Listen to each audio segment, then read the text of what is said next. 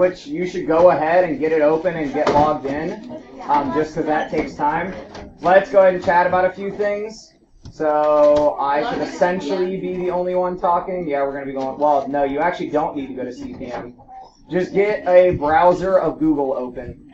Just get a browser of Google open.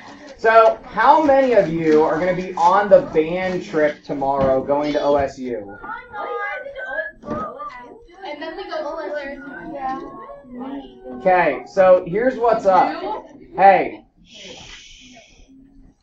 Guys, Chromebooks aren't going to work. So, like, this activity is optional. If we can't handle it, we just won't do it.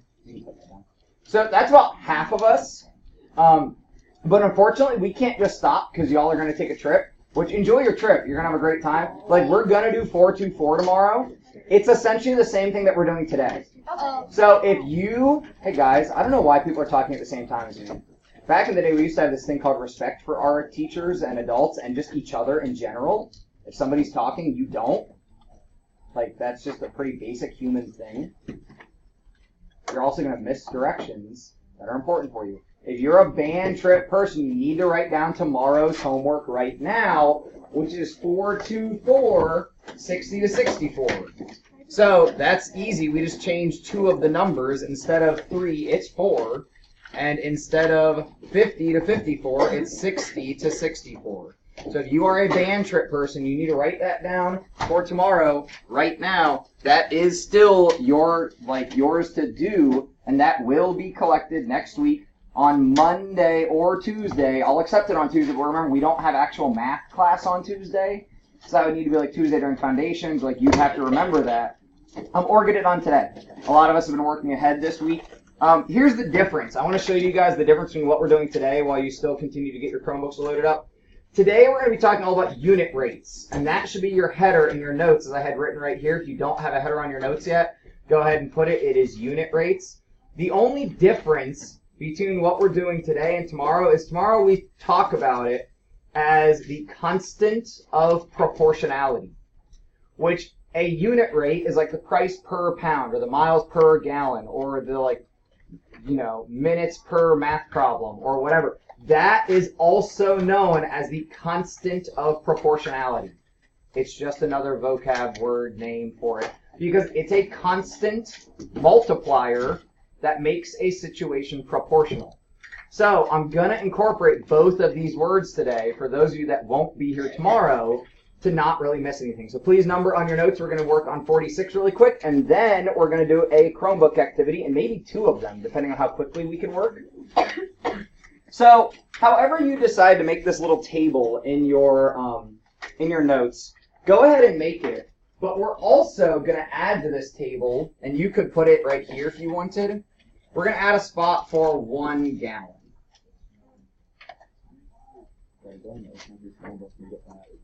Just so it can be ready. Okay. If we look at Robert's new hybrid car, and he knows with a full tank of gas, 12 gallons, he can go 420 miles.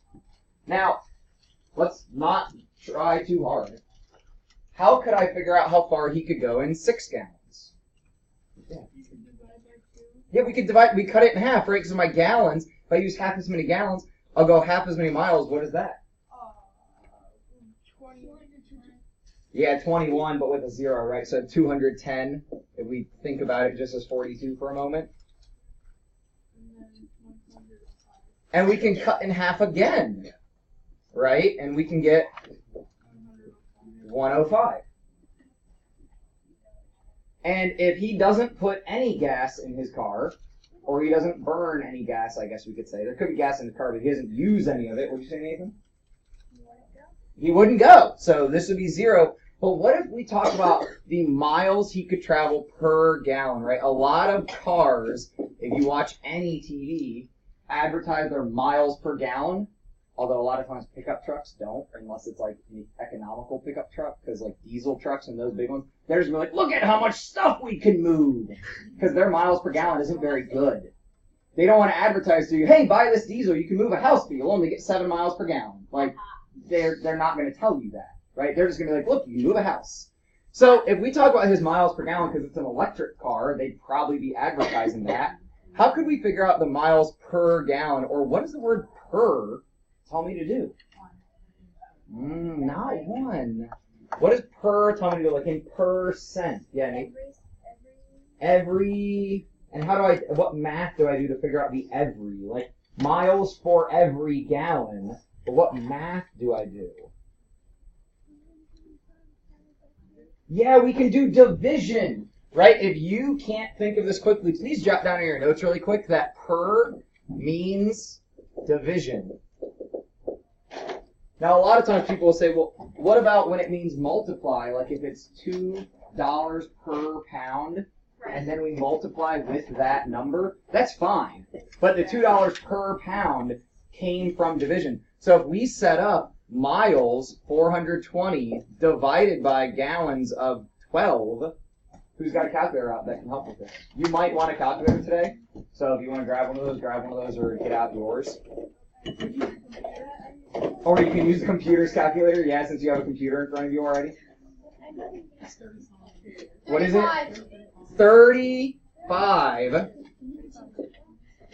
So he would actually be getting, which is great miles per gallon, 35 miles per gallon. That's a lot. Guys, stop. So then if Robert graphs this, I should probably just throw my smart program up on the TV. If Robert graphs this, you can see the line that he graphs there. And by the way, notice that I did not have on the list of needs textbooks because we're not really using them much today. So if you pay attention to what's up on that screen, like you didn't need to get out a textbook for today. If Robert graphs it, what do we see from the graph compared to what we talked about yesterday? What things does it need to show a proportional relationship? We talked about two things. If you can't remember, flip back to your notes. What does a graph need to be proportional? Layla? Starts at or goes through 0, 0. And what does the behavior of the line look like, Sophia? And it's a straight line that connects all the dots that we have. And if we were to plot points on a graph, we would have a nice proportional graph. Any questions on Robert's car and his 35 miles per gallon? Now, realistically, it doesn't burn exactly the same amount of gas all the time. That's an average. So when you're speeding up, you're going to burn more gas than when you're coasting. But when they present that information, they talk about averages. All right, you are going to want to keep your notes out because you're probably going to want to jot a couple things down. But you can go ahead and label that this is going to be number 47. But we are actually going to have you go to student.desmos.com is where you want to navigate to now. Student.desmos. What you're doing is going to student.desmos.com right now. Well, somebody asked a simple question. What are we doing? You're going to this website. I mean, what are we doing on that website? Do you think I might tell you once we all get there? Enter your class code. I love you, Eva, but you gotta have some patience. Then it will ask you to type in a class code, and you type in the class code as it's shown up there. 39A 6 Vector Tango. Is there a space? I don't think the space should matter, but I guess try it, type it in, whatever. You should end up on an activity called Yogurt Shop. You should end up on an activity called Yogurt Shop. Frozen yogurt. Hey, don't do anything else. Just chill. So then I think it should ask you to type in your name. Sure. Oh, so click sign in with Google. So if I join my class, and then so either enter your name or sign in. Like I'm already signed in, so it already knows who I am. Anyone still need the code? 39A6VT. And actually, I'll take a screenshot of that. We'll just do that. Here, it's up on the TV. There you go. The code's on the TV. So, yeah, I would. Or just your first name's fine. So then we get into the activity. Now, what you and your partner are going to work through, and you might want a calculator for this, or you can use a computer calculator, are these 9 different slides dealing with the yogurt shop. Now, as you go, and as we go through the year, we're going to do more with Desmos, because Desmos keeps releasing new stuff that partners with CPM. I want to show you, I can see you guys as you log in. I can see your progress, and I will then see your answers. I'm debating using these activities as practice grades, but right now it's just we're just going to have fun with it. I think this would be more fun than just working through like the problem in the book, which we do most of the time. And then if we get through that one, we're going to go to another one called Click Battle, where you're going to fight robots. So it would be of your benefit to try to focus and work through this one quickly. I feel like we should only need 15 to 20 minutes to do this. So start with your partner and start talking about deciding and calculating, would the price of yogurt be a unit rate? Yes or no, or you don't know, and then move on to the next one. And once you click it, like it'll ask you to explain why you think that. So type in something. Please respect this activity, or else I'm gonna need to make it a grade. Brenda, what are you doing, man? I don't know. So did you go to student.desmos.com? Oh, Student.desmos.com. So up on the TV, Brendan, is your directions. So if you are already in and you're good, you guys can dive in and start. And I am not going to continue to show the page with all your statuses. I just work through it on your own. You're fine. And actually, if we have extra computers, which we probably don't, but you don't have to have a partner.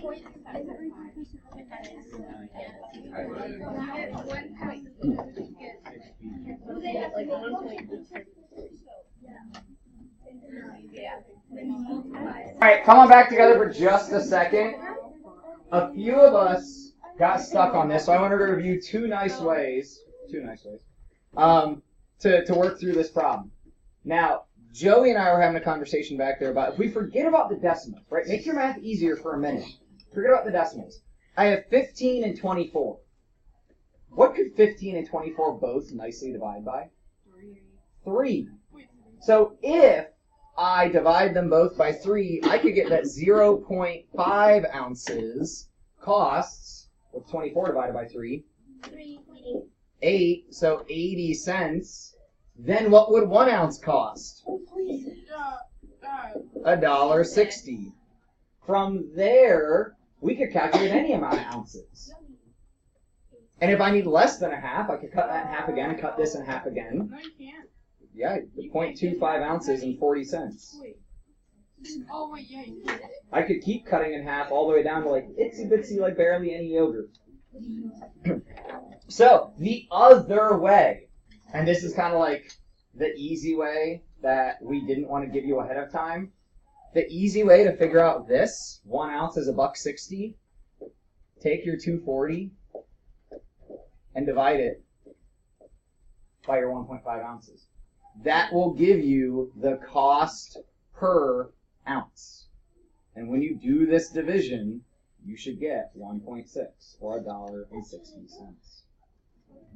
So you can come back to this, but I want to shift gears for a second. Open a new tab. Open a new tab. We're going to shift gears for just a second. Open a new tab.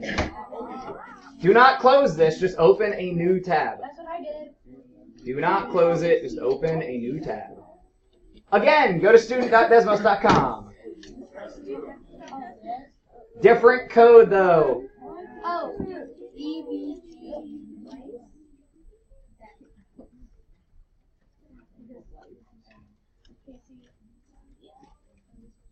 Elliot Benson goes 6 pp. I don't know. You just normally, when you're giving letters, you give a word for the letter. So EBG 6 pp. All those letters sound very similar.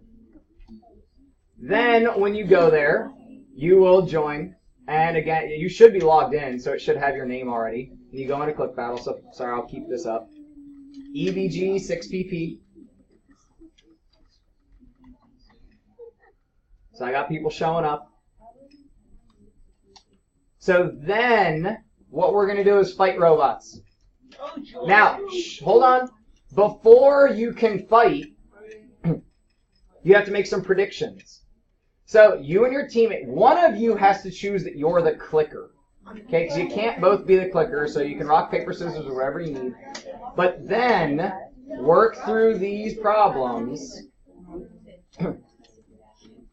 and then fight robots.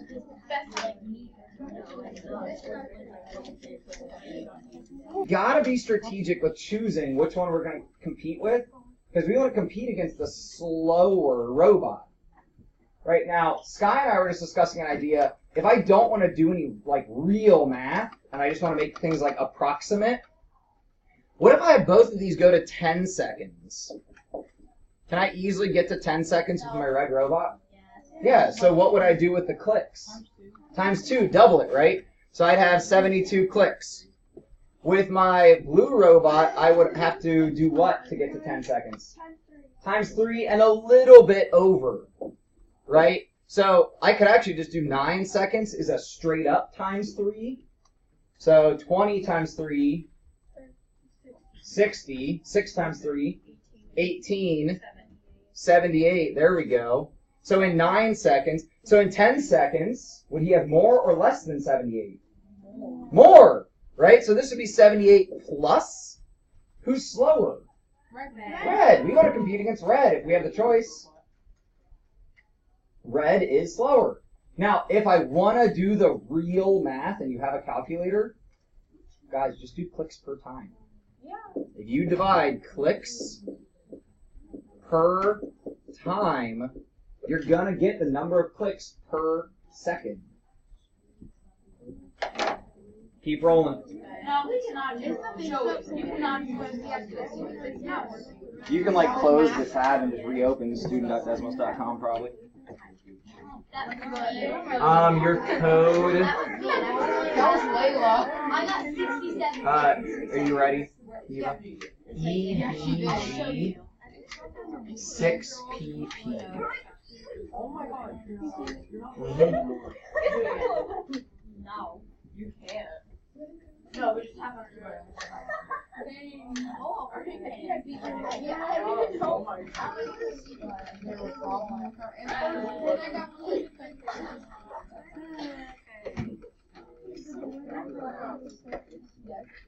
Yeah, but not working.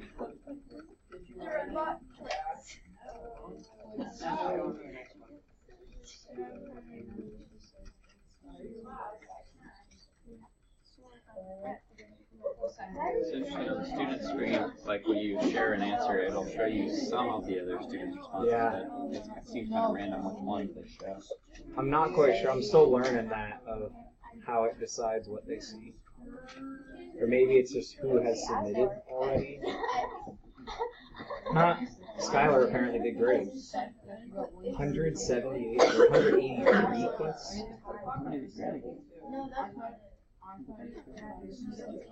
Huh?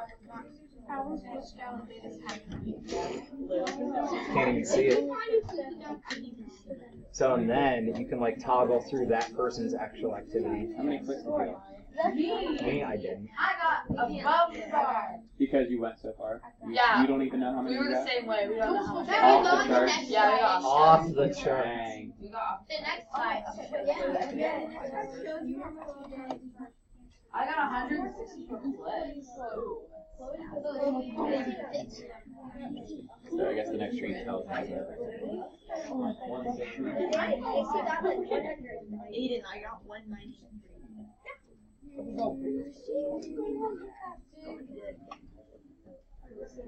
You got Chloe.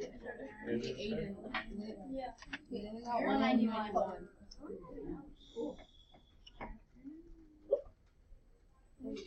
Alright, now I gotta pull this back together to wrap real quick before we have to leave. We got like 4 minutes left, so can you angle your screens down a little bit, please, and just hands off keyboard? Go ahead and pick up that pencil if you would. So I like that you like that's you can come back to these later, and if you're not on the band trip tomorrow, we're probably just gonna do more of this tomorrow. We want to compare Chloe and Amir.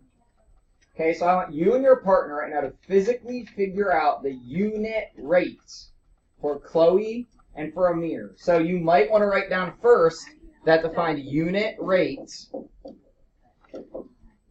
we take the amount of whatever we're talking about. So here, it's going to be the number of clicks over whatever time we're talking about. Seconds, minutes, whatever. And we literally just do that division. So for Amir, do that division. And for Chloe, do that division. It may not come out perfect, but we want to see who has the faster unit rate.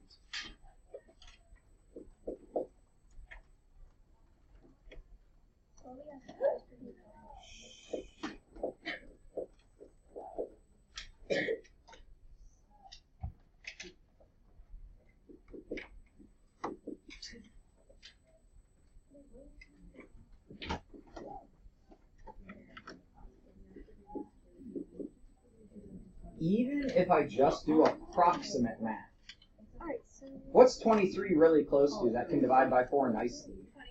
24 could divide by 4 nicely. That's almost 6, right? Almost 6. What is close to 38 that divides nicely by 6? That's far away. 36. 36, right? What's 36 divided by 6? 6. So this is going to be 6 point something, right? This is under 6, and this is over 6. Who's faster? Chloe, right? Chloe's faster because she's slightly over 6. Amir's slightly under. I need you guys to please make sure, especially if you're a band trip person, I need your attention for one more thing. You're going to leave your computers at your desks, by the way, so go ahead and log off and just close it. Go ahead and log off and just close it. If we think back to the yogurt problem, we could set up an equation. I need you to write this with me, please. Wait, so log off? Yeah, log off and just close your screen. I need you to write this equation out, please. It will help you with your homework, trust me. The total price of my yogurt. Well, what was the 1 ounce price that we found? $1.60, right? 1.6. So it's going to be 1.6, and I can make it money if I make it 1.60, times the number of ounces. That's the same as the equation y equals 1.6 times x, and that 1.6 is your unit rate. And also, this is what you really have to get written down, especially if you're a band person, the constant of proportionality. So if you went back and you were asked, T-I-O-N-A-L-I-T-Y, if you went back and you were asked what's the constant of proportionality for the yogurt situation, 160. Because it's just asking you for the unit rate. Constant proportionality and unit rate are the same things. So if you have logged off and shut your computer, please put away anything else you need to put away. Books, calculators, all that. And then have a wonderful day.